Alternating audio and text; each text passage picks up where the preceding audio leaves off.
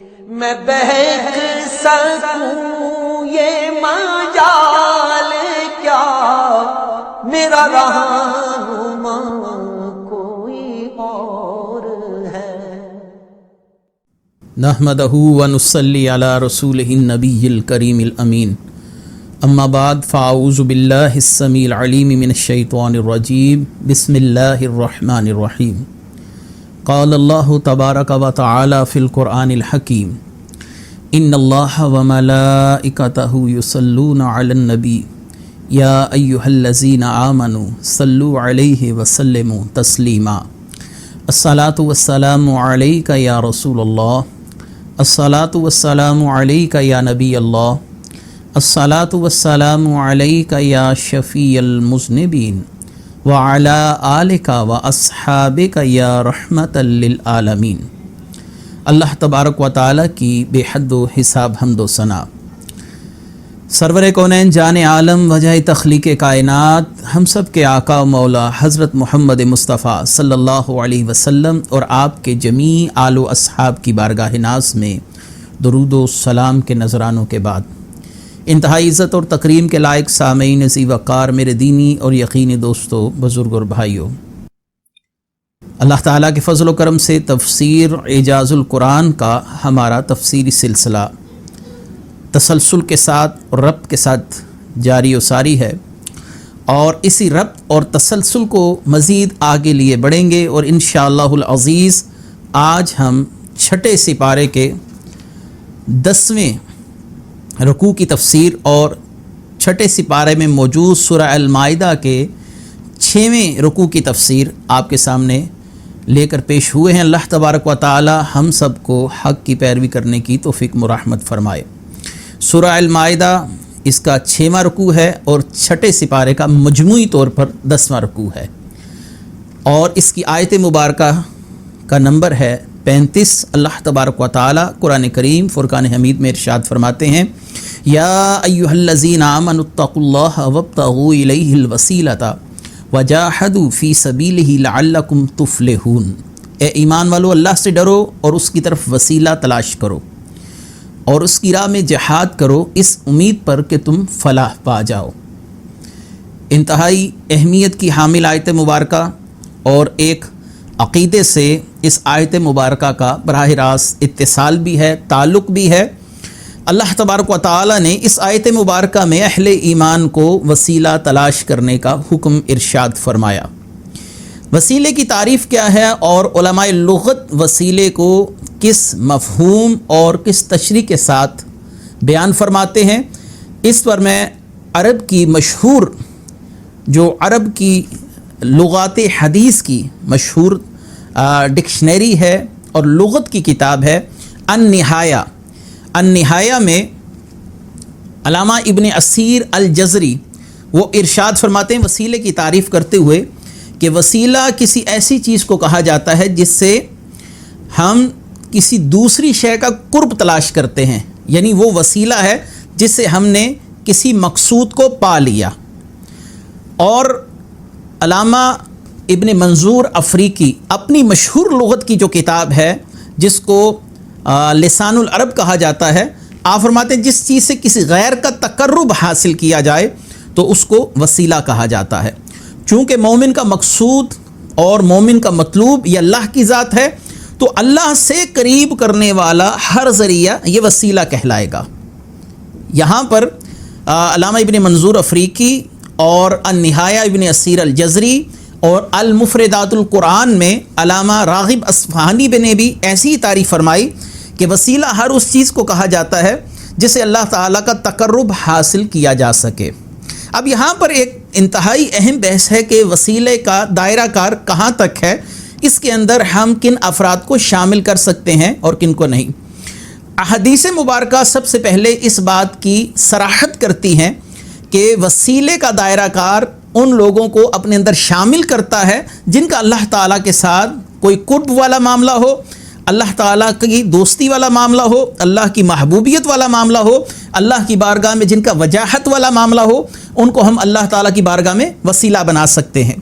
جیسا کہ حضرت انس بن مالک رضی اللہ تعالیٰ عنہ فرماتے ہیں کہ حضرت عمر فاروق رضی اللہ تعالیٰ عنہ کا معمول تھا کہ وہ جب بھی کوئی دعا کرتے اپنے دور اقدس کے اندر بارش کے لیے دعا مانگی جاتی تو وہ کہا کرتے یا اللہ ہم تجھ سے تیرے محبوب نبی کے چچا کے وسیلے سے یہ اس چیز کا سوال کرتے ہیں. چونکہ یہ وجاہت کا واسطہ ہے، کوئی اللہ کی بارگاہ میں جتنا زیادہ محبوب ہوگا اللہ تبارک و تعالیٰ کی بارگاہ میں اتنا ہی اس کو تقرب حاصل ہوگا، اس کے مقام و مرتبے کو اتنا ہی اللہ تبارک و تعالیٰ کی بارگاہ میں عرفہ و اعلیٰ مانا جائے گا. ہم اصل میں اس مقام اور اس جو اس کی وجاہت ہے اس کو اللہ کی بارگاہ میں بطور وسیلہ پیش کرتے ہیں. یا اللہ اس سے تیرا محبوبیت والا تعلق ہے، ہم اس تعلق کے واسطے تجھ سے سوال کرتے ہیں. یہاں پر ایک سوال یہ بھی اٹھتا ہے کہ بہت سے لوگ کہتے ہیں یہ ان لوگوں کے لیے وسیلہ جائز ہے جو دنیا میں حیات ہوں، جو دنیا سے پردہ کر گیا اب اس کو وسیلہ بنانا شرعاً جائز نہیں ہے. اس کے دو جواب ہیں. پہلا جواب تو یہ ہے کہ جو دنیا میں اللہ کا محبوب ہے وہ بعد از وصال بھی اللہ کا محبوب ہے. جب محبوبیت اس کے پاس موجود ہے تو بعد از وصال بھی اس کو وسیلہ بنانا جائز رہے گا. جیسا کہ نبی کریم صلی اللہ علیہ وسلم نے سیدہ فاطمہ بنت اسد رضی اللہ تعالی عنہ جو کہ حضرت علی کرم اللہ وجہہ الکریم کی والدہ محترمہ ہے، ان کے وصال کے بعد ان کی قبر اقدس کے اندر خود لیٹ کر دعا کی، یا باری تعالیٰ یہ میری امی ہیں، یا اللہ ان کی مغفرت فرما اور ان کی قبر کو وسیع فرما دے بے حق کے نبی کا والانبیاء الذین من قبلی، جو تیرے نبی سے پہلے نبی آئے، ظاہری سی بات ہے وہ انبیاء اس دنیا سے پردہ فرما گئے تھے. رسول اللہ صلی اللہ علیہ وسلم نے اپنے وسیلے سے دعا کی، اور جو اس دنیا سے حالت ایمان پر چلا جائے اس کے بھی وسیلے سے بھی دعا کی جا سکتی ہے، بالخصوص کو اللہ کی بارگاہ میں قرب اور وجاہت کا مقام بھی حاصل ہو. انبیاء کے وسیلے کے حوالے سے میں نے ابھی آپ کے سامنے ایک حدیث پڑھ دی. نبی کریم صلی اللہ علیہ وآلہ وسلم کے اپنی زندگی میں حیات ظاہری میں ایک واقعہ ایسا پیش آیا کہ رسول کریم صلی اللہ علیہ وسلم کے پاس ایک نابینا آیا اور اس نے نبی کریم صلی اللہ علیہ وسلم سے دعا کے لیے کہا یا رسول اللہ میرے لیے دعا کیجیے کہ اللہ تعالیٰ میری بصارت لوٹا دے. تو آپ صلی اللہ علیہ وسلم نے فرمایا کہ اچھی طریقے سے وضو کرو. اس کو حدیث عثمان بن حنیف بولا جاتا ہے، بہت مشہور حدیث ہے. ابن ماجہ نے اس کو اپنی سنن میں روایت کیا، اور آپ نے فرمایا 2 رکعت نماز نفل پڑھ کر یہ دعا اللہ کی بارگاہ میں کر، اللہم انی اسألک و اتوجہ الیک بمحمد نبی الرحمت، یا محمد انی قد توجہت بک الی ربی فی حاجتی ہذہ لتقضی اللہم فشفعہ فی. اے اللہ میں تجھ سے سوال کرتا ہوں تیرے نبی صلی اللہ علیہ وسلم کے وسیلے سے، جو رسول اللہ صلی اللہ علیہ وسلم نے اپنے وسیلے سے دعا مانگنے کا خود ایک صحابی کو حکم دیا، ترغیب دی، سے پتہ چلا کہ شخصیات کا وسیلہ جائز ہے.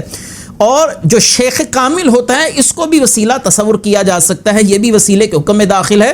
مشہور عالم نجدیہ کے مشہور عالم جن کو غیر مقلدین ہو یا علماء دیوبند ہو متفقہ طور پر تسلیم کرتے ہیں، مولانا اسماعیل دہلوی، انہوں نے اپنی کتاب صراط مستقیم میں لکھا کہ شیخ کامل ہو، مرشد کامل ہو، اس کو اللہ کی بارگاہ میں وسیلہ سمجھنا چاہیے کیونکہ یہ ہمیں اللہ سے قریب کرتا ہے.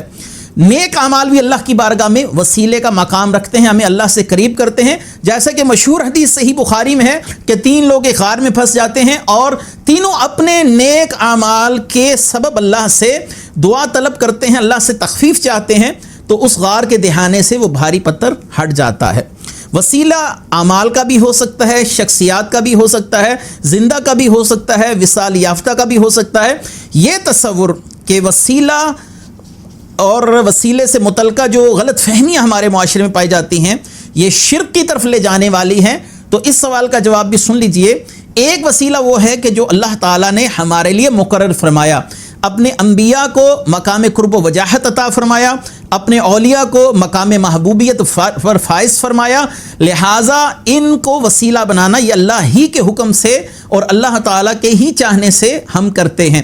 اور مشرکین کا معاملہ لِيُقَرِّبُونَ إِلَى اللَّهِ زُلْفَى، ہم اپنے بتوں کی پرستش اس لیے کرتے ہیں ہم ان کو وسیلہ بنائیں اور اللہ کا قرب حاصل کریں، تو یہ خود ساختہ وسیلہ ہے. جیسا کہ ہمیں ایک مبارک پتھر حجر اسود کی تعظیم کا حکم اللہ کی طرف سے دیا گیا، اگر ہم اس کی تعظیم کرتے ہیں تو یہ اللہ تعالیٰ کا حکم ہے، لیکن راہ چلتے ہوئے کسی پتھر کی تعظیم آج خود شروع کر دیں تو شریعت اس کو حرام قرار دیتی ہے. ایسے ہی پانیوں کی تعظیم کا معاملہ ہے. آب زمزم کی تعظیم کا حکم شرع میں وارد ہے، اللہ کی طرف سے ہے، اس کے رسول کی طرف سے ہے. اس لیے آب زمزم کو کھڑے ہو کر پیا جاتا ہے. لیکن یہ معاملہ ہم از خود کسی بھی پانی کے ساتھ نہیں کر سکتے، کیونکہ ہمارے پاس اس بات کا کوئی اختیار نہیں، ہم اس بات کے مجاز نہیں. لہٰذا یہاں پر وسیلے کے معاملے کو سمجھنا ضروری ہے. وسیلہ تمام علماء اہل سنت کے ہاں اللہ تبارک و تعالیٰ کی بارگاہ میں پہنچنے کا واسطہ اور راستہ ہے، یہ جائز ہے. چاہے وہ دنیا میں کسی کا وسیلہ آپ دے رہے ہوں، وہ زندہ ہو، یا دنیا سے پردہ فرما جائے، کیونکہ پردہ فرمانے کے بعد بھی وہ اللہ کا محبوب ہی رہے گا. بہت سے لوگ فرماتے ہیں کہ یہاں پر شخصیات کا وسیلہ مراد نہیں ہے، یہاں پر اعمال کا وسیلہ ہے. تو یاد رکھیے اسی آیت میں اللہ نے فرما دیا وَجَاهَدُوا فِي سَبِيلِهِ، اور جہاد کرو اللہ کے راستے میں. پہلے فرمایا وَابْتَغُوا إِلَيْهِ الْوَسِيلَةَ، وسیلہ کا الگ ذکر کیا، اور بیچ میں وَجَاهِدُوا، واو جو ہے یہ حرف مغایرت ہے دو باتوں میں فرق کرنے کے لیے.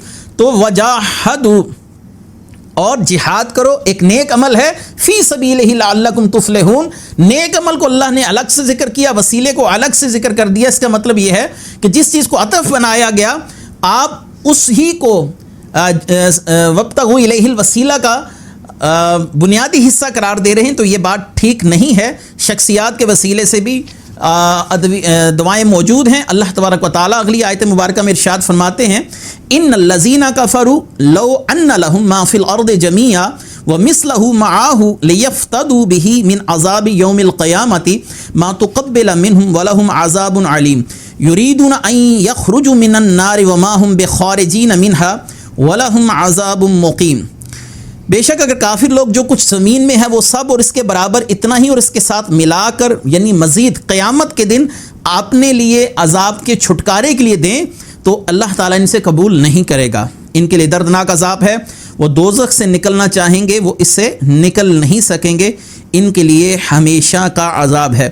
قیامت کا معاملہ بیان کیا جا رہا ہے کہ کفار جو اس وقت اپنے مال و متاع پر، اپنی اولاد پر، دنیاوی اسباب پر نازاں ہیں، قیامت کے دن پوری روئے زمین اگر سونے کی بن جائے، اگر پوری روئے زمین اللہ تبارک و تعالیٰ سونے میں تبدیل کر دے اور وہ اتنی روئے زمین اور اللہ کے راستے میں دے قیامت کے دن کہ مجھے جہنم سے اللہ تعالیٰ خلاصی عطا فرما دے، تو اس کی خلاصی نہیں ہوگی. نبی کریم صلی اللہ علیہ وآلہ وسلم کی ایک اور حدیث مبارکہ جو اس بات پر بڑی ہی واضح دلیل ہے کہ کفار کے لیے نبی کریم صلی اللہ علیہ وسلم نے ارشاد فرمایا کہ قیامت کے دن کافر سے کہا جائے گا یہ بتا اگر تیرے پاس روئے زمین جتنا سونا ہو تو کیا تو اسے اللہ کی راہ میں فدیہ کرے گا، اللہ کی راہ میں دے گا، یا اپنے سے عذاب ٹالنے کے لیے کیا اتنی رقم خرچ کرنا چاہے گا؟ تو وہ کہے گا ہاں. پھر اس سے کہا جائے گا جو تجھ سے مطالبہ کیا گیا تھا کہ اللہ کو ایک مان، یہ مطالبہ تو اس کی نسبت بہت آسان ہے. آج تو پوری روئے زمین سونے میں بھی تبدیل ہو جائے اس کو اللہ کی راہ میں دینے پر تیار ہے، اپنے سے عذاب ٹالنے کے لیے تیار ہے. لیکن قیامت کے دن اس زمین کو بھی، اس دولت کو بھی، اس اسباب کو بھی کوئی قبولیت کا اللہ تبارک و تعالی معاملہ نہیں دیں گے. دنیا میں تجھ سے اس سے زیادہ، نبی کریم صلی اللہ علیہ وسلم فرماتے ہیں کہ اللہ تعالیٰ فرمائے گا دنیا میں تجھ سے زیادہ، اس سے زیادہ آسان سوال کیا گیا تھا، لیکن تو نے اللہ تعالیٰ کی اطاعت نہ کی، تو نے رسول کریم کی شریعت کو نہیں اپنایا. اس حدیث کو امام بخاری رحمۃ اللہ علیہ اور امام مسلم رحمۃ اللہ علیہ نے روایت کیا ہے کہ یہ ہمیشہ اس میں رہیں گے، ان سے وہ مال و متاع قبول نہیں کیا جائے گا، وہ دوزخ سے نکلنا چاہیں گے. یریدون ان یخرجوا من النار وما هم بخارجین منها، وہ کوشش کریں گے چھٹکارا پانے کی، لیکن ان کی کوشش، ان کا چھٹکارا کسی کام نہیں آئے گا، نہ وہ اس سے نکل سکیں گے. وَلَهُمْ عَذَابٌ مُقِيمٌ، اور ان کے لیے دوامی سزا ہے. یہاں پر مسلمانوں کے لیے شفاعت کا تصور بھی سماعت فرما لیجئے کہ مسلمان اگر جہنم میں گیا تو اس کو شفاعت مصطفیٰ سے محدود وقت کے لیے عذاب دیا جائے گا. وہ اس محدود وقت میں اپنے اعمال کا عذاب برداشت کر کر جنت میں اس کو اللہ تبارک و تعالی بھیج دیں گے. اور کفار کے لیے کیا ہے؟ وما ہم بخارجین منہا، وہ جتنے مرضی نیک اعمال کر لیں، دنیا میں کوئی کافر جتنے مرضی نیک اعمال کر لے، لیکن اس کے نیک اعمال جہنم سے اس کے نکلنے کا سبب نہیں بنیں گے. ایک کلمہ طیبہ اور رسول کریم صلی اللہ علیہ وسلم کی اطاعت، آپ کی تصدیق اتنا بڑا عمل ہے کہ کوئی شخص اگر خالصتاً اللہ کی رضا کے لیے کلمہ شریف پڑھ لے، رسول کریم صلی اللہ علیہ وسلم کی شریعت کو قبول کر لے، تو وہ شخص ہمیشہ کے لیے جہنم میں نہیں رہے گا. اللہ تعالیٰ اس کو وہاں سے چھٹکارا عطا فرمائیں گے۔ مزید ارشاد فرمایا والسارق والسارقات فاقطعوا ایدیہما جزاء بما کسبا نکالا من اللہ واللہ عزیز حکیم۔ 38 نمبر آیت ہے، اور جو مرد یا عورت چور ہو تو اللہ کی طرف سے سزا کے طور پر ان کے عمل کے بدلے ان کا ہاتھ کاٹ دو، اللہ غالب حکمت والا ہے۔ جہاں پر چوری کے احکامات کا بیان اب شروع کیا جا رہا ہے، چوری کس کو کہتے ہیں اور اہل علم اس کی تعریف کیا کرتے ہیں کہ چوری کا اطلاق یا سرقہ کا اطلاق کس بات پر کیا جاتا ہے۔ تو لسان العرب میں علامہ منصور افریقی کہتے ہیں اہل عرب چور اس شخص کو کہتے ہیں جو کسی محفوظ جگہ میں چھپ کر جائے اور مال غیر لے کر چلا جائے، مگر وہ چھپ کر لینے کی بجائے کھلم کھلا لے تو اسے ڈکیت کہا جائے گا، لٹیرا کہا جائے گا، اور اگر زبردستی چھین لے تو اسے غاصب کہا جائے گا۔ اور اس تعریف میں وسعت پیدا کی ہے علامہ ابن حمام نے شرح ہدایہ فتح القدیر کے اندر۔ عاقل بالغ کسی ایسے محفوظ جگہ سے کسی کے 10 درہم یا اس سے زیادہ مالیت کی کوئی چیز چھپ کر بغیر کسی شبے اور تعویل کے اٹھا لے تو اس چیز کو چوری کہا جائے گا۔ عاقل بھی ہو بالغ بھی ہو، اگر کسی پاگل نے کوئی چیز اٹھا لی یا کسی بچے نے جو بالغ نہیں ہے تو اس پر چوری کا اطلاق نہیں کیا جائے گا۔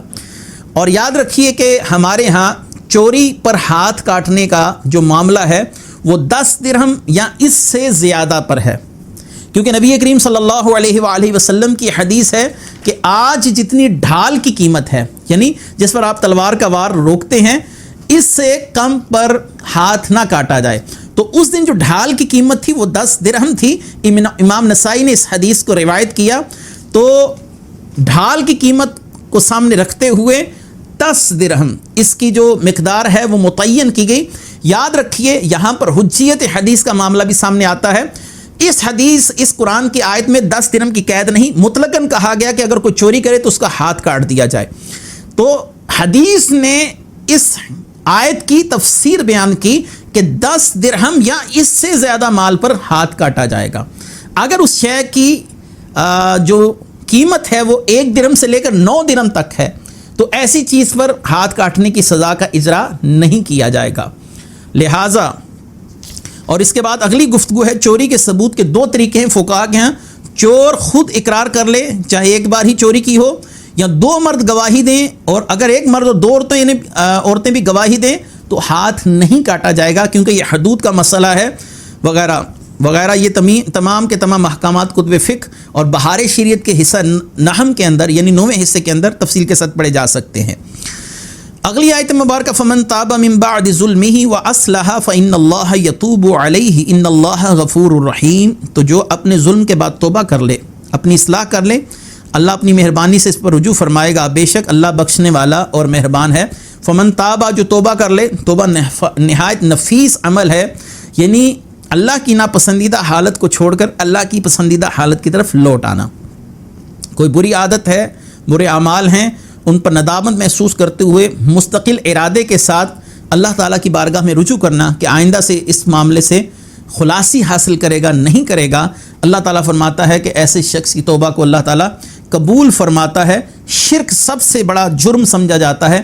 جب بہت سے لوگوں نے شرک سے توبہ کی اور اپنی اس توبہ پر قائم رہے تو اللہ تعالیٰ نے ان کو شرف صحابیت میں بھی اعلیٰ مقامات پر فائز فرمایا۔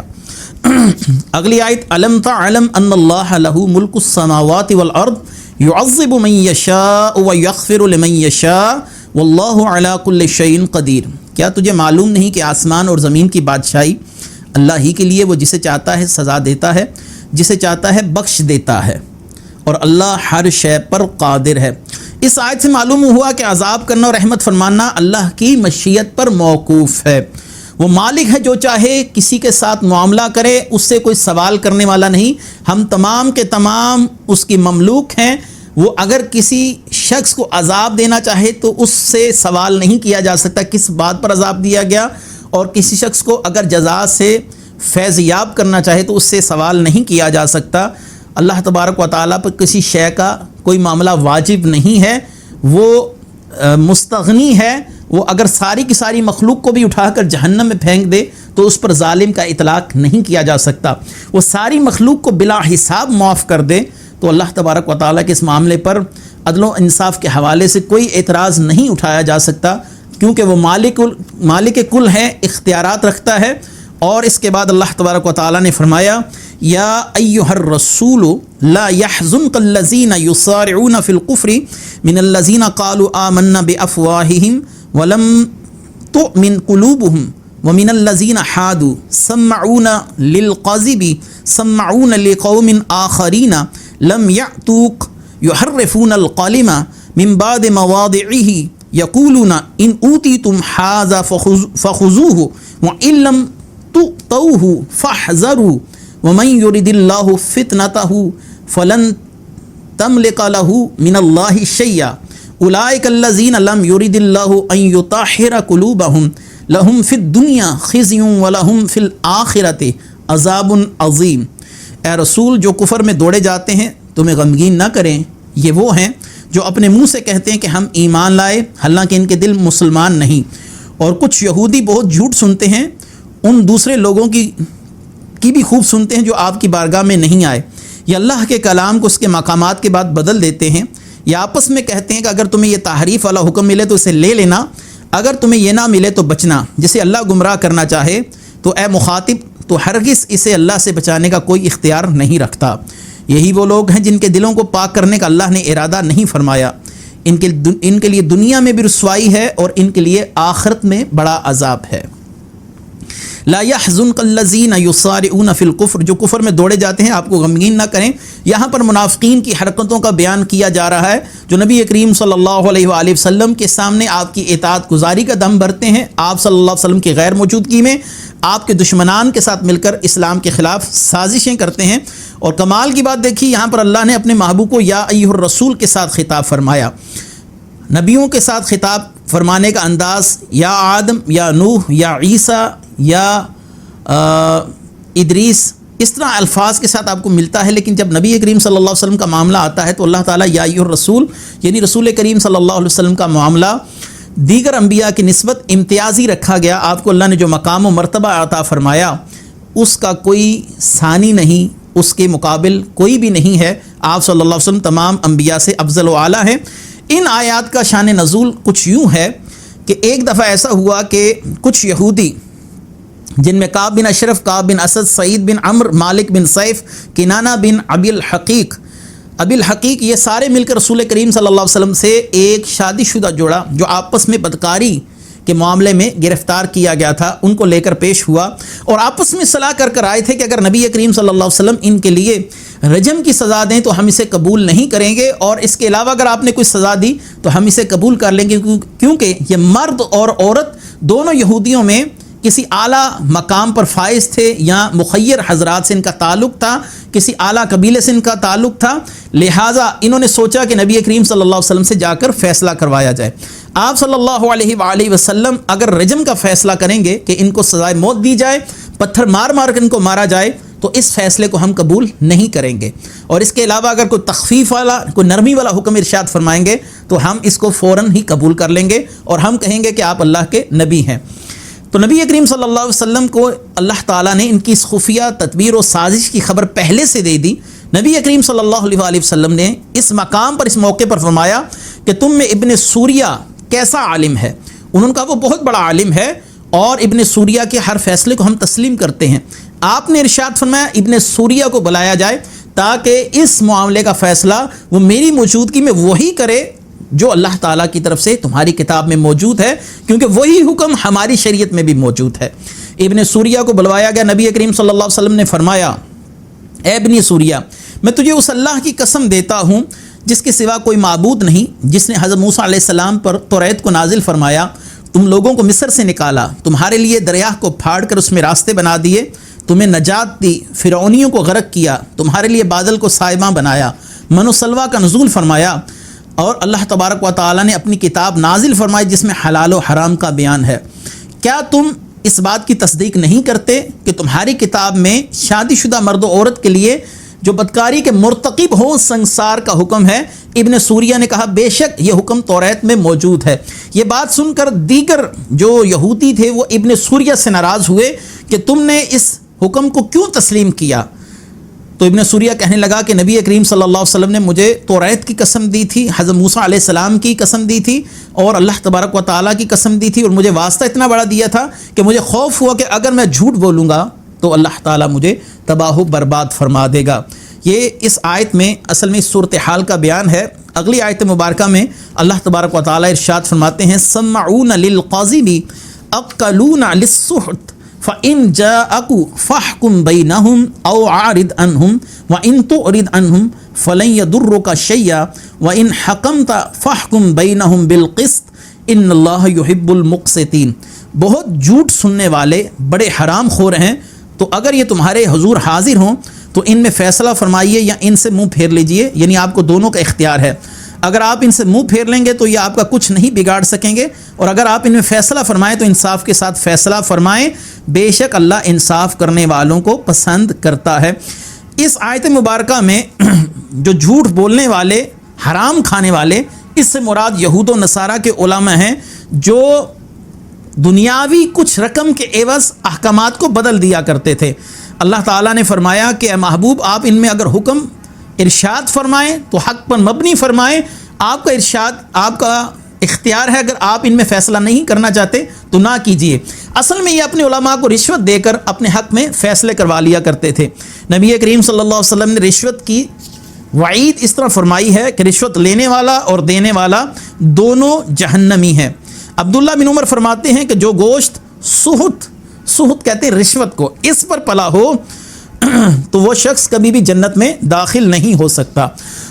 رشوت کی کچھ استثنائی صورتحالیں بھی ہیں، مثلا اگر کسی شخص نے کسی ناجائز چیز کے حاصل کرنے کے لیے کسی کو پیسہ دیا تو دینے والا اور لینے والا دونوں حرام کے مرتکب ہوئے جہنمی ہیں، اور اگر کسی شخص نے اپنا جائز حق لینے کے لیے کسی کے مطالبہ کرنے پر اس کو مال دیا تو ایسی صورتحال کے اندر مال دینے والا رشوت کا مرتکب نہیں ہو رہا، جو لینے والا ہے وہ رشوت کا مرتکب ہوگا۔